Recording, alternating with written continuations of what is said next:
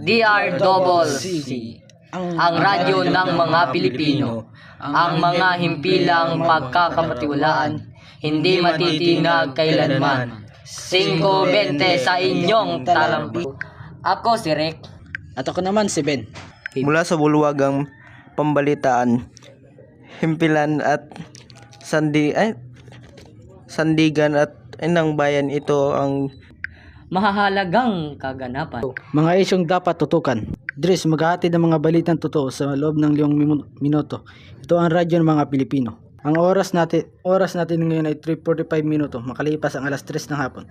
Araw ng Biyernes, ikalawa ng Setyembre taong 2020. Magandang araw Luzon, Visayas at Mindanao. At kayo'y nakikinig sa tatanging radyo ng mga Pilipino. Para sa ulo ng mga nagbabagong 2020 priority bills ng Pangulong Marcos maipapasa sa Disyembre. Durs. Tinapyasan ng higit 100 bilyon pondo, kaya ang cash assistant tigil muna.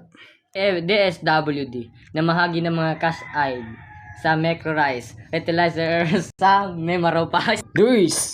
20 property bills ng Pangulong Marcos maipapasa sa Disyembre para sa buong balita. Narito si Magandang araw, Rick. Bago matapos ang 2023, may papasa na isinulong ni Pangulong Ferdinand Marcos Jr. na 20 panakulang batas. Ito ang isinapubliko ni Senate President Juan Miguel Zubiri sa isang panayam kasunod ng ikatlong Legislative Executive Development Advisory Council meeting sa Malacanang nitong Miyerkules. Wala po kaming nakikitang magbibigay permisyo sa ating mga kababayan.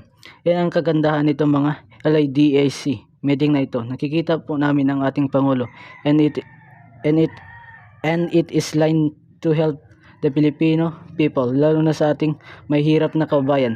Pagdidiin ni Zubiri, tinukoy nito ang mga idinagdag sa LIDC, less na kinabibilangan ng amyenda sa Government Procurement Reform Act, excise tax on single-use plastics, amendments to the Cooperative Code, amendments to the Fisheries Code, sa new Government Adjusting Code, rationalization of the mining fiscal regime, at sa Philippine Defense Industry Development Act. Isinama rin sa listahan ng mga Philippine Maritime Zones Act, Open Access and Data Transmission Act, at amendments to the Right of Way Act. Halos kalahati ng ipinakulang 20 priority measures ni Marcos ang natapos na ang Senado. Muli, ito si Ben, nagbabalita. Tinapyasan higit 100 milyon pondo, kaya ang cash assistant tigil muna. Para sa buong balita, narito si Magandang araw, Ben. Ititigil muna ang Provincial Government of Cagayan ang pamamahagi ng tulong pinansyal matapos tapyasan ng 102 million ang pondo ng Office of the Governor mula sa pinasang 2023 annual budget. Ayon kay Cagayan Governor Manuel Mamba, si Ben's Governor Melvin Vargas Jr. at ang Sangguniang Panlalawigan ang nasa likod ng pagtapyas ng pondo na makakaepekto sa serbisyong panlipunan at iba pang programa ng tagapag ng gobernador. May maapektuhan ng tapyas pondo ang pamamahagi ng medical assistance, financial at burial assistance, at iba pang serbisyo ng pamahalaan, panlalawigan. Paliwanag ni Mamba, ang desisyon ni Vargas at ng Provincial Board sa kasunduan rin ng overturn ng mga ito sa line 18 bito ng gobernador. Kaugnay dito, humingi na ng paumanhin ang gobernador sa mamamayan na lalawigan. Muli ito si Rick, nagbabalik. DSWD na mamahagi na ng cash aid sa micro-rice retailers sa Memaropa. Para sa buong balita, narito si Ben. Magandang araw, Rick. Tumanggap na rin ng mga financial assistant ang mga micro-rice retailers sa Mindoro, Marinduque, Romblon at Palawan. Memaropa nang naepektuhan ng mandate price selling sa bigas nitong Miyerkules. Aabot sa 110 rice retailer sa nasabing rehiyon ang nakinabang sa nasabing tulong ng Department of Social Welfare and Development DSWD. Alinsunod na rin ng Sustainable Livelihood Program na ahensya. Nakatanggap din ng tig 15,000 ayuda ang mga nasasabing benepisyaryo ng programa. Ang pamamahagi ng tulong ay batay na rin sa kautusan ni Pangulong Ferdinand Marcos Jr. Kasunod na rin ng pagpalabas nito ng Executive Order 39 na nagtatakda ng presyo ng bigas para na rin sa kapakanan ng mamimili. Nasa 41 ang itinakdang presyo ng kada kilo ng regular mild rice, habang pinangako naman sa 45 bawat kilo ng well milled rice. Muli ito si Ben, nagbabalita.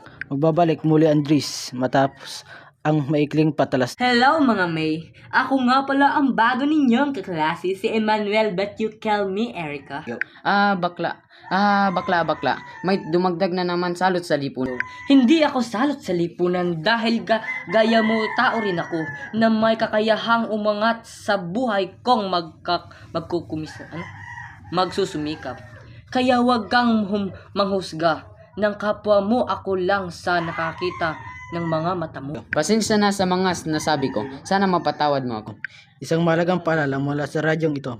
Magbigay galang tayo sa bawat tao. Ano man ang kasarian nito, may kapansanan man o wala. Kaya patuloy nakikinig sa Durs! Ang radyo ng mga Pilipino. Para naman sa balitang sport, narito si Rick.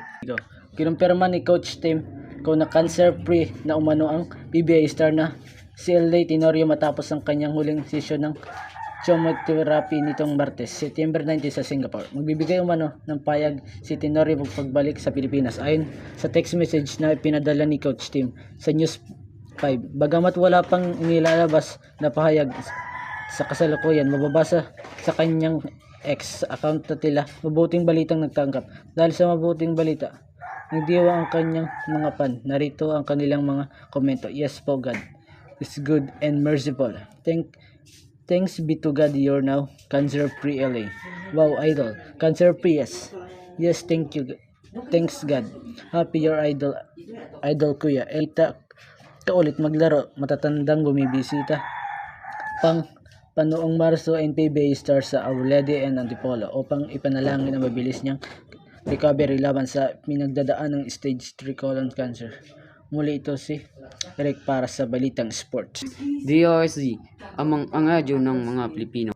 At 5 minutong pagbabalita mula sa istasyon, di lamang naghahatid ng balitang totoo kundi tumatatak din sa puso at diwa ng mga Pilipino. Ang inyong lingkod, Ben. At laging kaagapay, Rick. Balitang totoo. Para sa bawat Pilipino. Ito ang radyo ng mga Pilipino.